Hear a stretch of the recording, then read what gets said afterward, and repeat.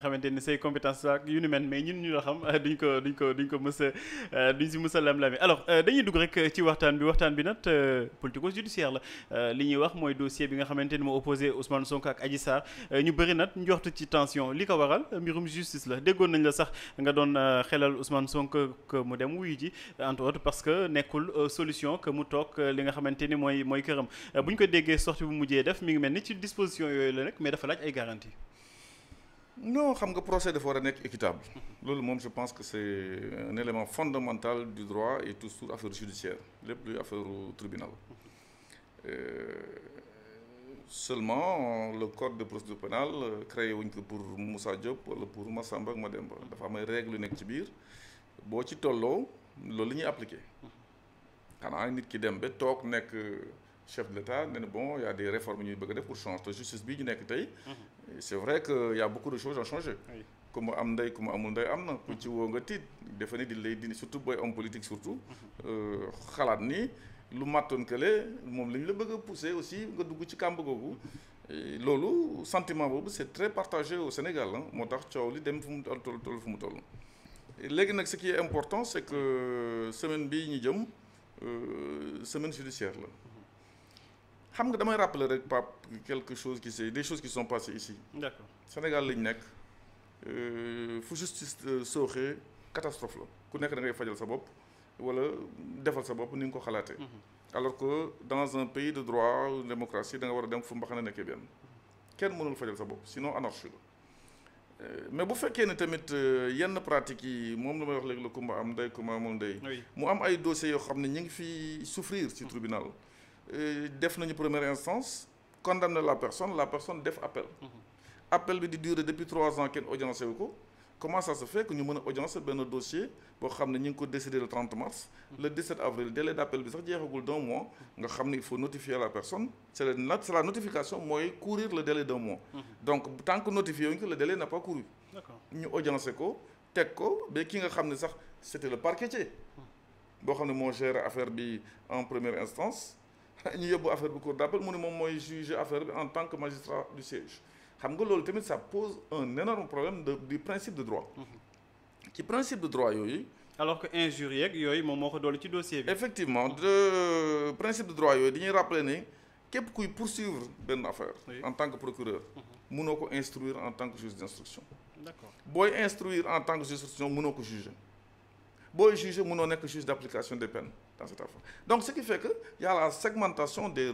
rôles mais bu ñu gis koo xam ne moom moo jël dossier bi moo ko traité moo ko enquête en première instance ñu ñëw indi dossier bi en appel nga bëgg ko nekk le juge du siège c'est contradictoire moo tax man ba ma déggee loolu le même jour j'ai fait un post sur mon truc mais c'est pas possible et d'ailleurs il a dû quitter donc gis ngeen aussi lu tax ñu renvoyer affaire bi également le 16 mai la woon en appel dans l'affaire de Adji Sarr gis nañu également que juge bi ci nekk dafa am ay relations un peu familiales avec un ministre de la République ak mu jël décision ne na ci génn loolu c'est ça aussi balaa ñu lay récuser nga génn ci voilà donc yooyu yëpp sont des choses qui sont là mais ce qui est clair et précis c'est qu'il faut garantir les droits des personnes pour ñu dem à un procès équitable loolu yëpp dans ce pays dans ces dossiers là gis nañ ko voilà donc man daal li may ñaan yàlla mooy que dans cette affaire-là également il y a des règles de procédure très précises mooy bu ñu la wooyee en matière criminelle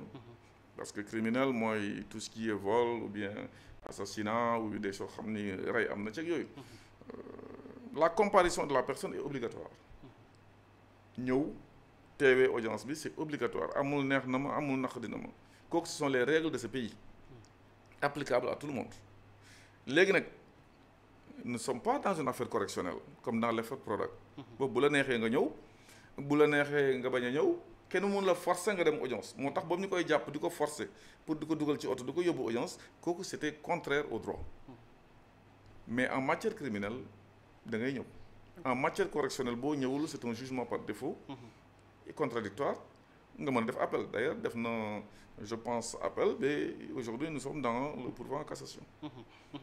yaa ngi koy wax léegi matière criminelle foog présence bi nekk lu obligatoire mais aussi li nga wax léegi ci say kàddu mooy que ñu garantir la quand même procès bu équitable bu ñu xoolee rek procès bi fi jot a jàll di procès ak Mame Mbaye Niang est-ce que yow mi ko doon xool de l'extérieur jàpp nga ni garantiroon nañ ko moom procès bu équitable bien que moom sax ñëwul. Je pense en première instance ak un appel. lenn rek laa ci ñaawul le fait que man d'ailleurs vous vous souvenez boobu ñu naan war na wuy ji warul wuy ji yooyu yëpp man je vais dire lu gën pour quelqu'un qui aspire à la magistrature suprême nga xam ni yow yaa war a nekk le garant du bon fonctionnement des institutions boo toogee bëggoo di convoquer ay nit ñu bañ a dem donc je pense que loolu tamit waroon na dem bon il y a eu tellement un débat de rue parce que tamit am na loo xam ne man bu may débattre koo xam ne c'est un informaticien ou bien un journaliste comme Pape Matar si domaine am man bu yàggee damay taxaw ci waxtaan bi mais bu ñuy wax droit tamit nañu bàyyi les juristes ñu def li ñu kii booy wax ak informaticien bu ñu eggee ci yenn technicité yi c'est la personne dans son métier. donc bu ñu fekkee ne loolu mooy suñu métier ñu xam ne kat en matière parce que c'était justement en cette période-là le juge d'instruction qui convoquait pour confrontation ak yooyu ñu ne il faut aller répondre. C'est une obligation léegi nag Sénégal xam nañ ñëpp léegi c'est une obligation mais dem comparaître du signifier ñu def la ordonnance de mise de prise de corps principe bi de article 238 du code de procédure pénale dafa ne la veille de toute audience criminelle ki nga xam ne dañ ko jiiñ dara et il est présumé innocent dafa war a ñëw au plus tard la veille de l'audience indi ay garantie de représentation garantie si le juge considère que la chambre considère que c'est des garanties solides garantie yi mën na nekk sama kër a ngi nii fii laa dëkk fa ngeen ma xamee bés bu nekk je prends l'engagement de comparaître ñëw ci tribunal bi mais jarul ñu koy téye sachant que lu mu am sax moom Ousmane Sonko musu fi am mooy ñu jiiñ la lu mel na viol nga nekk sous contrôle judiciaire donc bàyyi ko nag muy audience muy dem di dellu si chaque jour comparer assister à l'audience je pense que loolu mën na ko am l'article 238 ne parle pas de l'ordonnance de prise de corps di ñëwal ñu xool naka la ñuy defaree audience bi da ngay ñëw wala da ngay dem fanaani maison d'arrêt je pense que Ousmane Sonko a des garanties de représentation dans ce pays léegi nag bu ñëwul ñaari chose moo mën a am benn bi mooy ordonnance de prise de corps chambre bi jël ko neen ni nga ko dem jëli pour mu ñëw comparaître parce que la comparution est obligatoire man j'ai toujours dit il faut venir parce que la chaise vide baaxul dans des causes dans des choses comme ça parce que boo ñëwul say avocat du ñu wax ils n'ont pas droit à la parole say preuves yi nga am à décharge du mën a génn parce que amul ku la ko waxal c'est la partie civile mooy wax et la partie civile bu waxee procureur yokk ci parce que xam nañ le parquet dans cette affaire-là dépend de l'exécutif le parquet sax moo lay topp le parquet est un élément qui dépend hiérarchisé dépend du ministère de la justice le ministre de la justice c'est un politicien bien sûr. Alors bu ñu fekkee ne jox nañ ko ay instructions boo jëlee les articles 25 et 28 du code de procédure pénale ministre de la justice bu joxee ay instructions ay injonctions à un parquetier il est obligé waxuma il a la possibilité le pouvoir et le devoir obligation la de faire des réquisitions et de requérir dans le sens bu ministre bi bëgg or le ministre est politicien vous savez loolu moo tax les réformes sont obligatoires et attendues en matière de justice te loolu dafa naa ni sur le plan politique comme que ñun tamit nous sommes des politiques moi je suis politicien je suis politique ay réformes daañu ko proposer aussi ci li nga xam ni bëgg nañ ko ci suñu candidature à la présidentielle en 2024. Est-ce que tey jii Ousmane Sonko am na solution est-ce que am na aussi beneen alternative vu que bu ñëwul comme ni nga ko waxee bien que versé na ci dossier bi ay éléments yi nga xamante ni da koy décharger ki yooyu yëpp. mais ci débat bi nga xamante ne mooy am ci procès bi si la juge bi peut-être di sukkandiku pour am son intime conviction. Voilà, c'est ça. Alors bu nekkee loolu aussi risque la bu ñëwul ñu condamné ko mais. ki nga xamante ni joxaguñ ko li nga xamante mooy convocation ñu yónni ay brigade pour ñu wala ay commandement pour ñu dem jëli ji ko mais est-ce que quelque part ñoom déjà préparé ñu woon arrestation est-ce que quelque part moom aussi mën na def confiance justice beeg état du Sénégal. affaire bi dafa am partie buy poursuivre bu accusé ak partie buy défendre dans les deux camps dañu war a nekk à la disposition de la justice. Tout justiciable doit être à la disposition de la justice. bon il a fait le choix hein. Il a sa stratégie monsieur Sonko. Dem Ziguinchor toogul Dakar. Il sait pourquoi il l'a fait. Parce que Dakar nee na du Ziguinchor. bu fekkee pour dem empêcher par exemple de recevoir une convocation aussi loolu tamit moom moo fabriquer les conditions de non accès de la personne qui va lui servir. Parce que mën na am parce que tamit dans cette affaire là këram c'est barricadé personne n'accède loolu tamit am na. bu fekkee tamit il déclare que jotul benn convocation ba léegi il faut voir pourquoi jotu ko. Est-ce que la justice a fait son mieux pour jot ko atteindre ko que moom moo nekkul koo xam ne il est accessible en ce moment dans ce cas c'est normal que huissier ñëw fa par exemple ñu ne ko non doo yegg si on n'a pas le temps ou yu demee noonu mais je pense que côté boobu tamit il faut que toutes les parties soient à la disposition de la justice pour que affaire bi nga xam ne depuis plusieurs années mi ngi occuper le Sénégal ñu vider ko jëm ci leneen ça c'est important. Je pense qu'il déclare aussi que parce que loolu laay wax il est présumé innocent. Il déclare que le dossier est vide mais le dossier est vide on le dit pas dans la rue.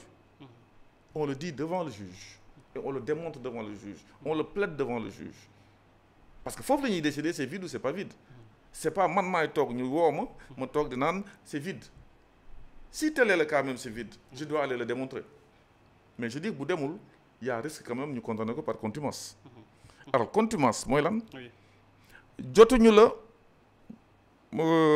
indi tribunal par ordonnance de prise de corps xamuñu foo nekk tu as disparu ou bien tu organises des éléments pour nga ñu bañ la jot parce que zone bu mu nekk aussi c'est symbolique il sait ce qu'il a fait hein. Sensible. Ah oui sensible dem ko jéem ko jëli foofu il risque d'y avoir beaucoup de grabuge xam nga ko il sait ce qu'il fait il a fait son choix avec ses avocats.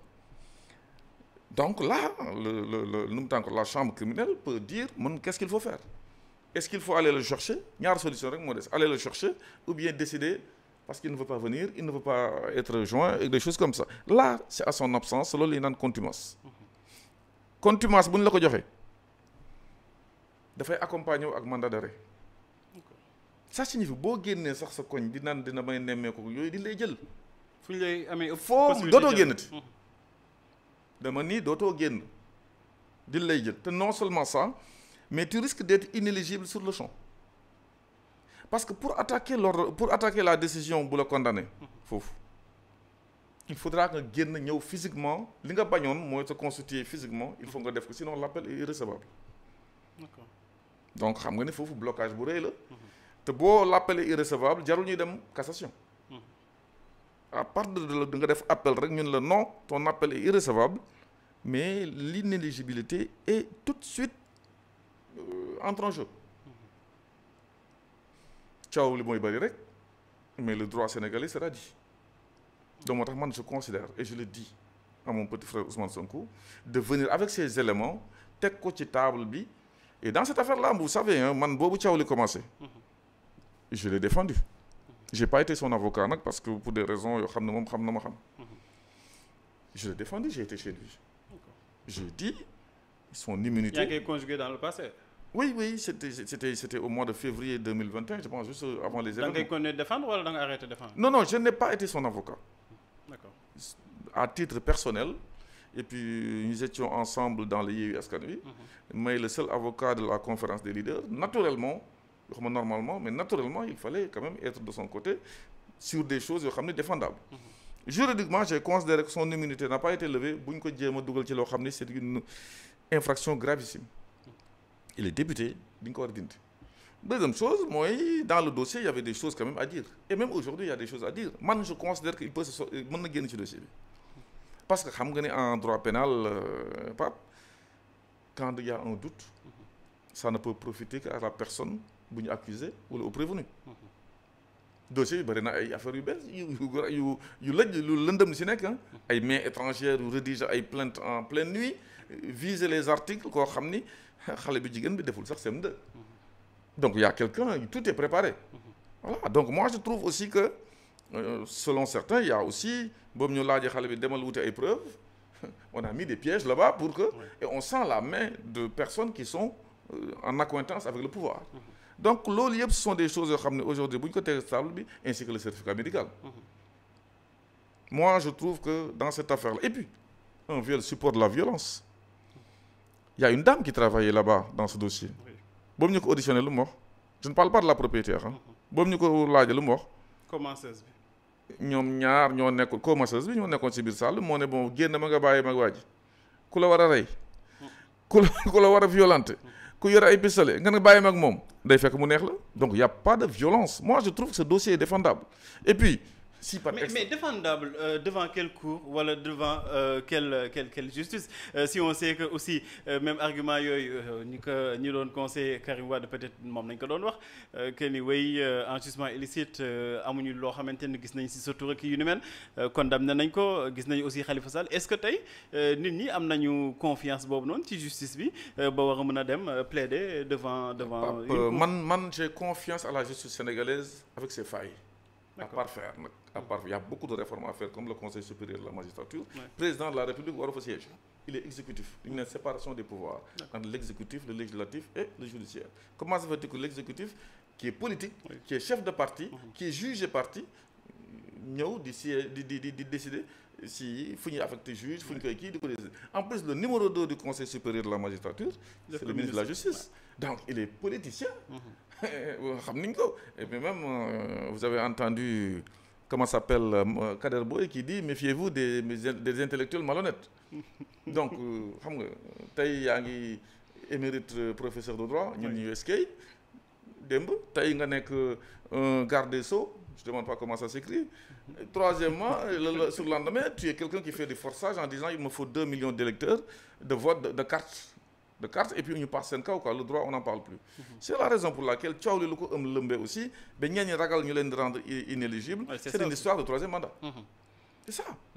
Parce que bu demee ba le président de la République xam ne par na ay raakaam di choisir sax kan lay bëreel te warul bëree. war ci bokk mais xelu koo ci woo day tey. Absolument. Actuellement nag c'est à grande échelle là il y a beaucoup de gens qui sont inéligibles.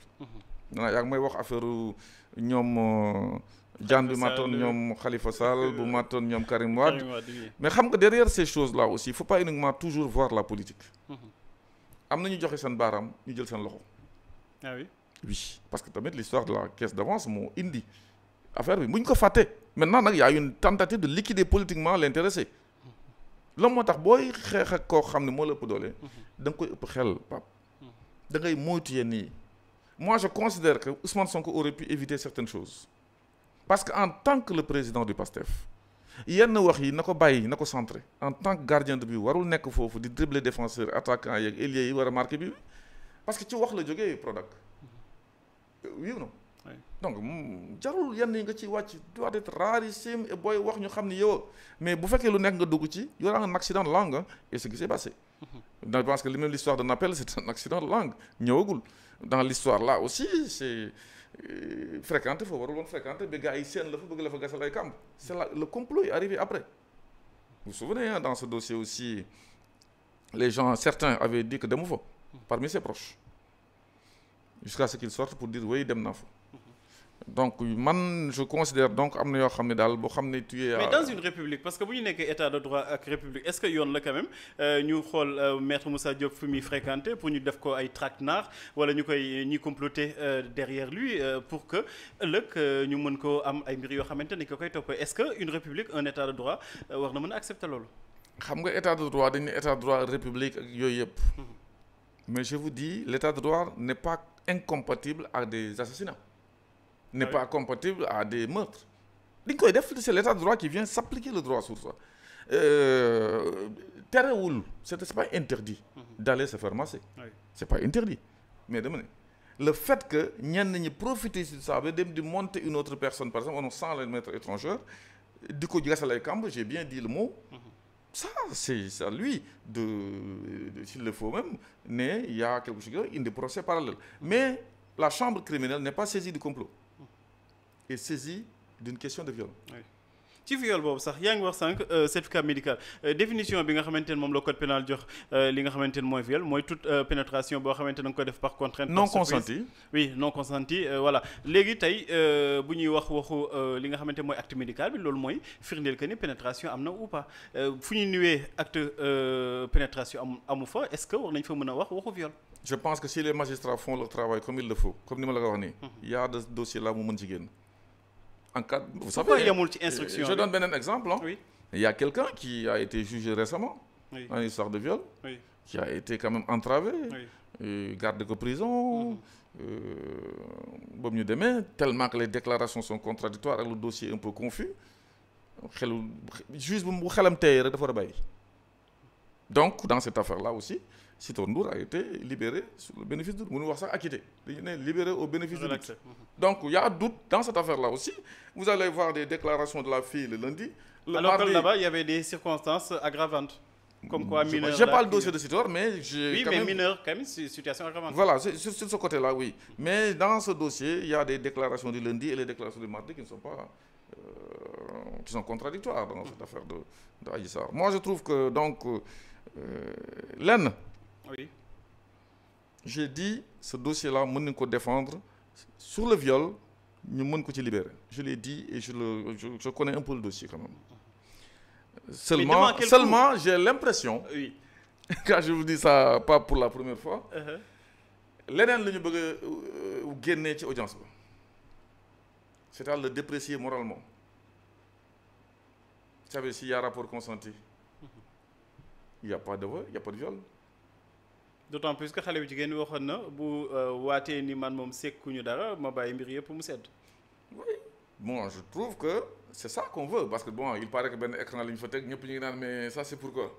Ah mais moom wax na ni que écran boobu noonu ay preuves am ay éléments de preuve am nañ fa war a diffuser. L'homme ñëpp la ñuy indi les pièces seront projetées mais les gens l'avocat de la dame Maître Moussa Sarr a dit qu'il y a des vidéos. Je l'ai entendu. Hein. Oui. 471 pages, oui. Des vidéos. Boo ñëwee des vidéos rek yaay ñu ne waaw loolu lu mu doon. mais Sonko déclaration bu mujjee def nee na vidéo yooyu ñoom ñoo ko indi versé ko ci dossier bi. Non moom mënu ko xam pour le moment. Je vais vous dire pourquoi juridiquement et je parle en tant qu'avocat, je parle pas en tant que politique ni citoyen. Ces vidéos là bu fekkee ne attesté na autre chose que fu ñu forcer xale. fu ñu forcer la fille. Donc il y a pas de viol. Soo ko dugaloon ci instruction bi. Il y a classement, il y a non-lieu. Parce qu'on voit une personne consentante. Donc, techniquement, ils n'ont pas voulu le mettre là-bas. Et le principe du contradictoire alors? Mais c'est devant, ça va se dire. Donc, les avocats vont faire sauter certains arguments en disant que li mënuñu ko indi tant que ça n'a pas été communiqué. Mais comme ñoom nañ ko diffuser rek après bu ñuy soulever ay nullités yu ni mel. Non, mën nañ sa fa acquitter Ousmane. ba pare génne affaire le magistrat gis ne lii y a pas de viol. C'est deux gros gaillards qui ont accepté de faire ce qu'ils ont voulu faire. Il n'y a pas de violence, il n'y a rien. Mais def ko fa rek, c'est essayer de ternir l'image d'Ousmane Sonko. Xam nga, de quelque part on sait que moi j'ai le loolu daf ñuy delloo si début dossier bi moom Ousmane Sonko waxoon na que dañuy envoyé dañu juum doon envoyé benn message keneen ñu envoyé ko ci avocat bi ni que mbir yi soxlawuñu sax ñuy dem procès mais nañu simmi war moo bi nga xamante ni mi ngi ak moom nañu fexe ba image am bi nga xamante ni dañ ko sàmmal ba naan ku sell kii ñu fexe ba déconstruire ko yàq deram. Man j'ai cette impression là. Okay. Parce que le dossier là ba ma ko lire de fond en comble. Dama gis ay déclaration yu grave quoi parce que nit ki dara xewagul nga toog ci kër ga rek di naan mais ana Ousmane du kañ lay ñëw Pape sa xel teewul. tey na taw. Parce que tamit dans les déclarations. Oui. Lorsque mu demee porter plainte la fille il a été dit quelque part que le gendarme lui a dit t'as pas de preuve il faut aller en chercher. Ouais. Aller en chercher loolu c'est grave. Ah bon, c'est grave, oui, grave. Même le gendarme sax doit être arrêté. Arrêté. Oui. Mooy lan demal placer des choses pour mën a am des éléments. Wala sax demal ñu violer la. Voilà. Donc voilà, des choses comme ça. Mais si aussi des choses ont été mises là-bas et filmer des choses qui montrent qu'il n'y a pas de violence, il n'y a rien. C'est deux grégaires adultes qui ont fait ce qu'ils ont dû faire. Mais fekkee nag ne Ousmane nee na man du ma fa dem pour ça. Quelque part il faut le comprendre. en tout cas maître Moussa Diop comme ni ko Barthélémy di waxee rek. ay lan lañu. ay naanaan ay ndaanaan lañu voilà c'est ça. maître Moussa Diop mooy suñu gan tey jii si jotaayu UPMD ñuy waxtaanee dossier bi nga xamante ni moo opposé Adji Sarr ak Ousmane Sonko. problème bi nag yaakaar naa ni ñu bëri ñu ngi koy soulever mooy que li nga wax ni yëpp mën nañ défendre dossier beeg yu ni mel mais ba tey question boobu tontoo googu mooy devant quelle cour bu nekkee nit ñi jàpp nañ ni que la magistrature tey jii wala en tout cas ñi nga xamante ni ñoo faree ci waa kër Ousmane Sonko jàpp nañ que magistrature bi tey jii dañ ko corrompre ak yu ni mel wala dañ koy teg pression ba mënut a liggéey comme ni ko yoon santaane est-ce que boo demee ci cour boobu noonu di plaider boobu dossier nekkul loo xamante ni da nga ko perdre à l'avance. Je pense que j'ai été clair sur ce point. boo bañee cour boobu kii la il faut que nga jël le pouvoir pour réformer les choses mais pour le moment. D'accord. La chambre criminelle bi saisir dossier bi mooy juger l'affaire devant quelle cour devant quelle chambre c'est cette chambre là. Faute de griffe au marge des merles. Non parce que xam nga mën naa ne bon man wóoluwuma kii mais du tax nga bañ a dem. parce que le code de procédure pénale mooy la forme comment faire pour régler une question de procédure une affaire pénale c'est les formes c'est le code de procédure pénale dafa ne da nga war a ñëw léegi nag. li ngay wax ne amul ci dossier bi c'est diñ may jéem a kii yooyu yëpp je pense quand même tu as des mastodontes du droit qui sont dans ce dossier là c'est pas des petits avocats qui sont dans le dossier j'ai un respect énorme pour Clédor Ly j'ai un respect énorme pour sama xarit frère je l'appelle frère Bamba Cissé ñoom ñëpp ñu ngi ci dossier bi y en a d'autres qui sont dans le dossier donc bu am na yoo xam ni l'audience est publique pour le moment defa guñ ko huis clos donc ñi dem monde bi yëpp dana xam ce qui se passe là-bas mais ce qui est clair munoo parce que boo deful loolu ak fu audience bi toll fu procédure bi toll mooy duñ ma juger jamais c'est un précédent dangereux surtout que tu aspires à être comment ça s'appelle premier magistrat du Sénégal loolu je dis il faut y aller défendre teg sur la table des choses yoo xam ne dana teyloo xelu magistrat yi et puis que tu as une dizaine ou une vingtaine d'avocats qui sont là chacun prend une parcelle du dossier approfondir ko et puis voilà. li ngay wax tey jii ci plateau bi ñu dégg ko aussi nga wax ko ci yeneen plateau est-ce que jokkoo nga ak Ousmane Sonko en tant que praticien du droit nga expliquer ko comme ni nga wax ko ni que man de sa petit frère wala sa grand frère li ma lay suggérer en tant que koo xamante ni xam na yoon ak ni muy doxee mooy que nga dem wuyu. gis nga man j'ai l'impression que Ousmane m'a entendu depuis longtemps. parce que bon sur des dossiers comme ça il y a beaucoup de gens xam nga tey période bi ñu nekk nii. oui.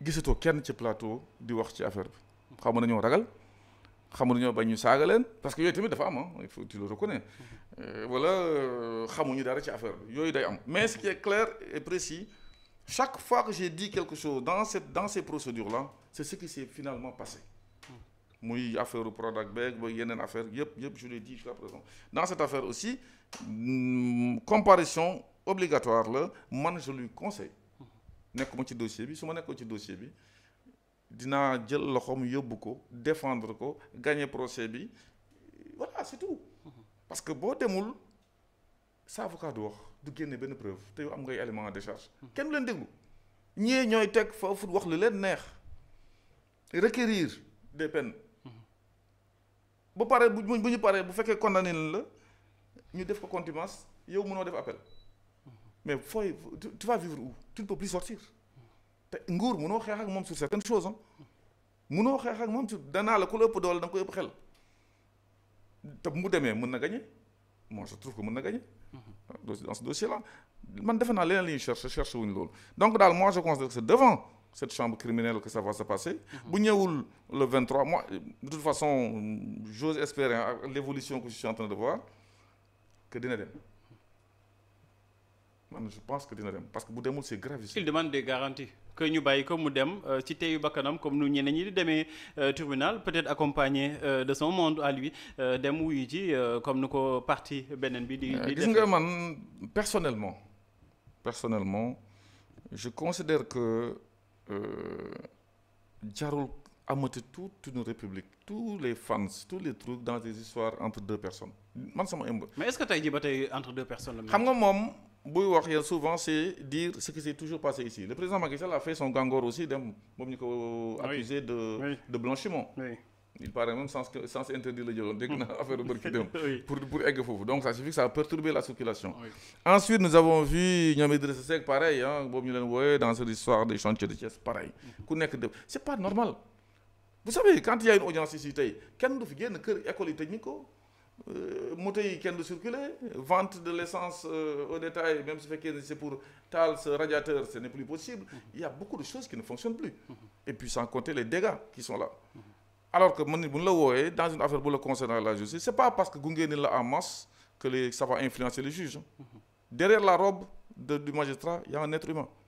Man je suis parti au tribunal plusieurs fois dans des histoires qui me concernent avec l'État yow nga ko jàppante ni fii bëggoon nañu yàq sama der aussi tout était faux mais dama gëm ni du magistrat yëpp ñoo mel noonu et il y a une bonne partie qui fait son travail il y a des brebis galeuses donc man je suis parti mais ban procès laa fa ñàkk lu dul bi nga xam ni borom dafa daw di naan je suis magistrat wut benn robe bu mu sol rek nee na bon taraxlaayu ne bon immunité juridictionnelle mais ba mu may tooñ c'était pas en tant que magistrat il m'a insulté diffamé en tant que DG donc voilà mais dem naa fa tout s'est bien passé alors dans le cas de mes indemnités aussi tu as vu dem naa j'ai gagné les procès alors que c'est contre l'État. C'est possible de gagner. Il ne faut pas mettre tous les magistrats dans le même lot. Sinon, rek révolution lañ jëm du élection présidentielle 2024. Ah oui, soo bañ a dem tribunal ne man damay toog sama gars révolution di.